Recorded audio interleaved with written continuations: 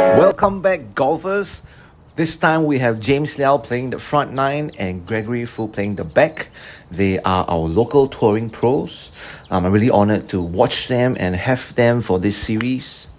They're actually practicing, well, casually, practicing for the International Series that will be here at Tanah Merah Country Club, Tampines Course from October 6th to the 8th.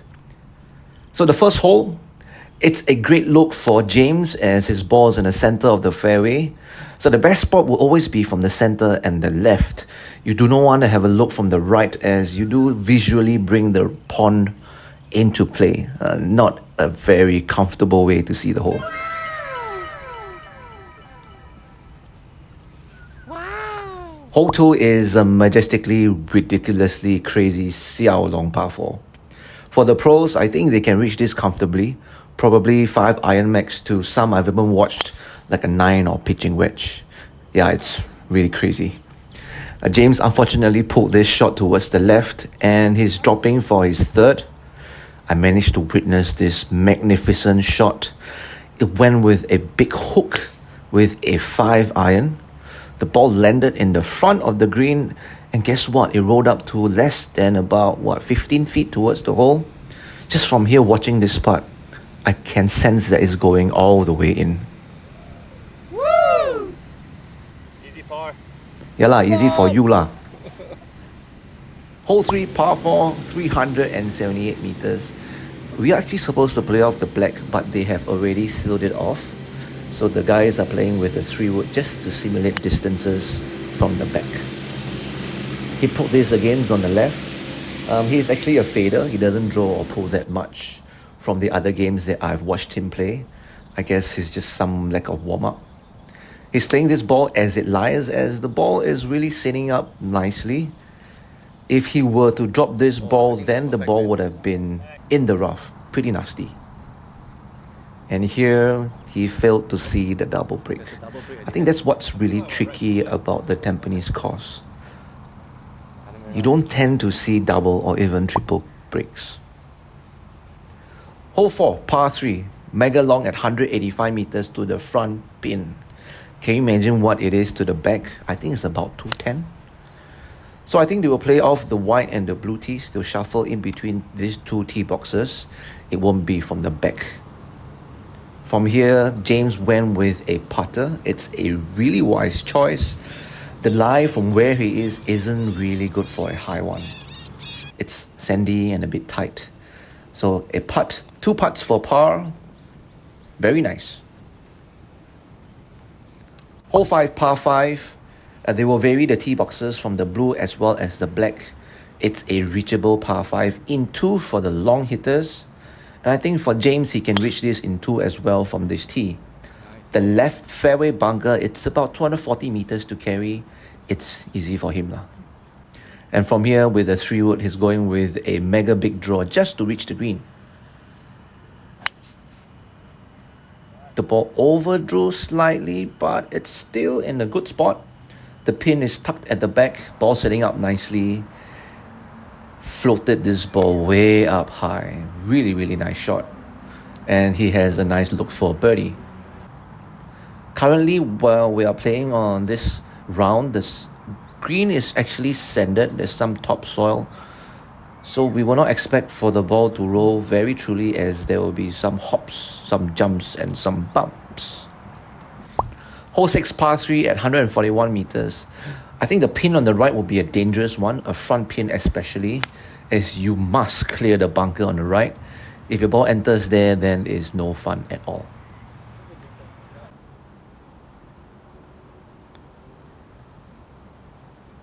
I think that was just not enough speed. Sandy greens are not really good to putt on. Hole 7, par 4, that's not much danger. A post for the pros. Both bunkers are actually not in play unless they don't hit it long enough. Or if there is a headwind, then it's gonna be quite dicey. From here, James is left with a 50-degree approach wedge. The pin is on the front left. Now, the way we play this hole is, if the pin is on the left, then you want to miss on the left. If the pin is on the right, then you would want to miss it on the right.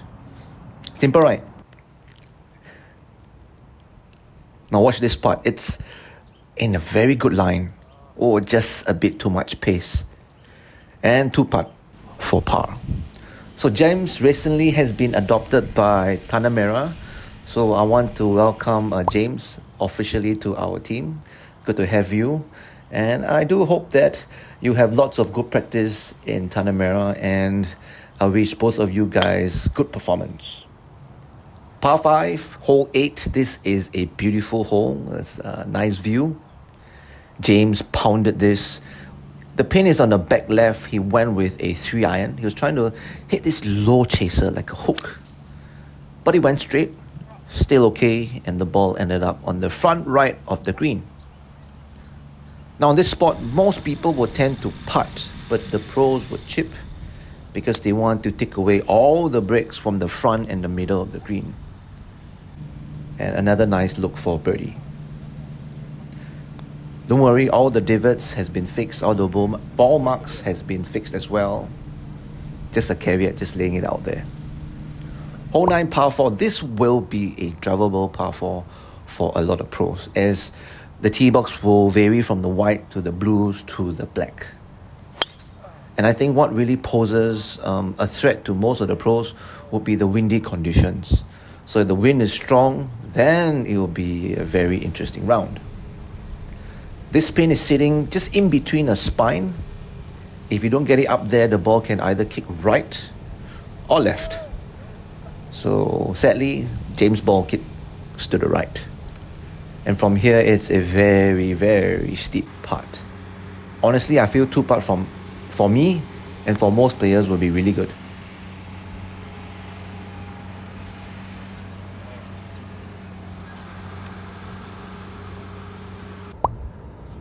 Okay, now we're back to hole 10. We've got Gregory Fu playing off the 10th hole.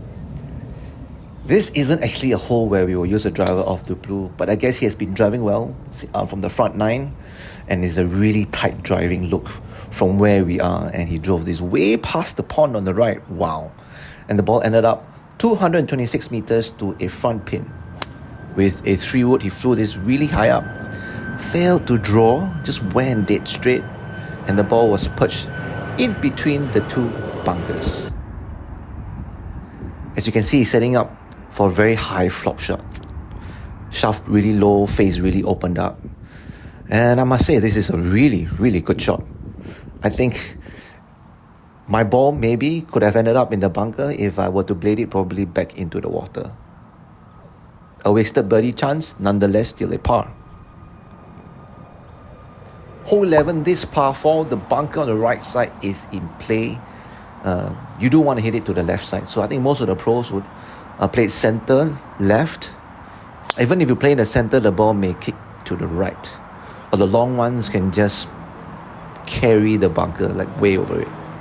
And then from here, it's just 115 meters to the back of the pin. So for Gregory, it's just an approach wedge.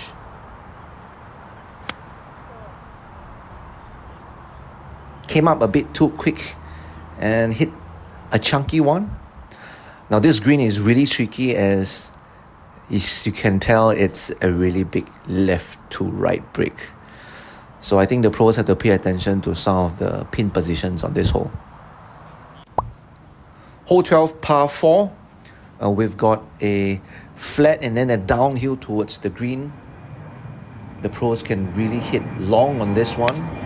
There's bunkers on the left side of this fairway which we cannot see, and that will be in play. So Gregory has a nicely downhill lie, but something that is pretty easy, negotiable for him. The pin is in the center, so anywhere front or slightly right would be good.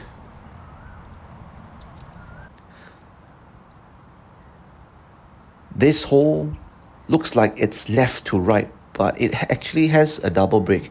Even I failed to see that. So another missed birdie chance. Hole 13, par 4. I've always said that this is my favorite hole. I think it looks really beautiful. It's a risk and reward hole for most of the pros. If you hit it long, you can carry the far right end. If you cannot, then just you gotta play safe on the left side. I must say that this is a mighty drive from Greg, as he's only left with 91 meters to the back of the pin. Not sure how he does it, but I guess you're blessed with youth, my friend. This looks like it's gonna break towards the left just a little bit. And I think he just started it a bit too much right. Good two putt, nice par. Now hole 14, this par 3 can get really tricky. It really depends on the pin position. Now the pin is front right. If you want to miss it, it has to be left. I think Gregory was trying to attack it to try with a high fade as the wind was blowing left to right. And unfortunately, the ball came up short, hit the slope, and it rode to this point. To get up and down here, to get up and down from here, wow, not so easy. He chose with a pump and run, I think with a 7, maybe a 6. And this putt is really tricky. So do take note, if you play on this hole, you must miss it on the fat side. Make sure you have lots of green to work with to save your par. Hole 15 is a par 4. This hole is the second longest par 4 on this course. The first one would be actually hole number 2. But for Greg, this is just a short one. He blew this ball past the bunker and he's only left with a wedge, which is something that I've never experienced in my life on this hole.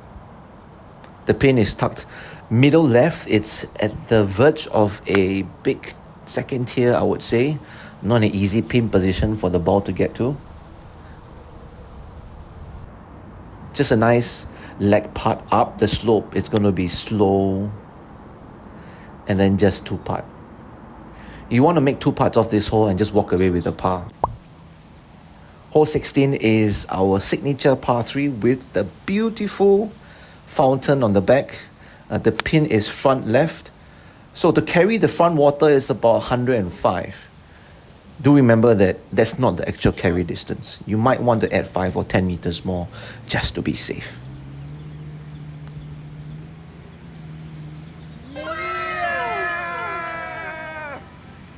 Yes!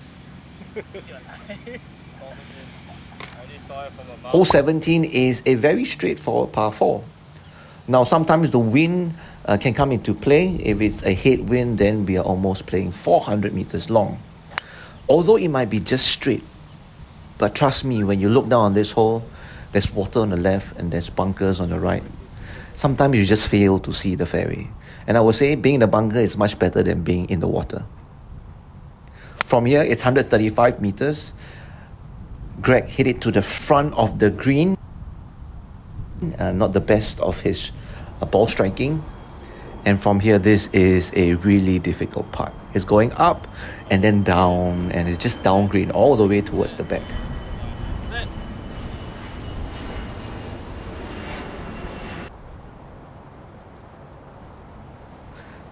A very unfortunate bogey, but it's okay. He still has the last par 5 to go, which I think is going to be reachable for him. Par 5, hole 18, a very nice finishing hole. So for Greg, he's taking this tiger line. From here, you see a black color ball on the fairway. That is the 250 marker ball. He's going straight for that.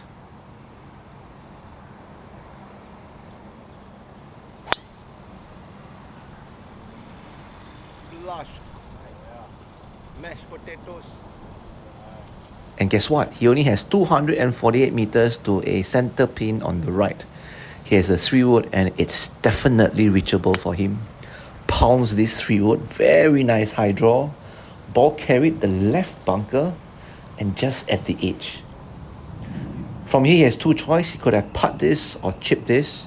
I think it's just showing us how he can play this one of the ways.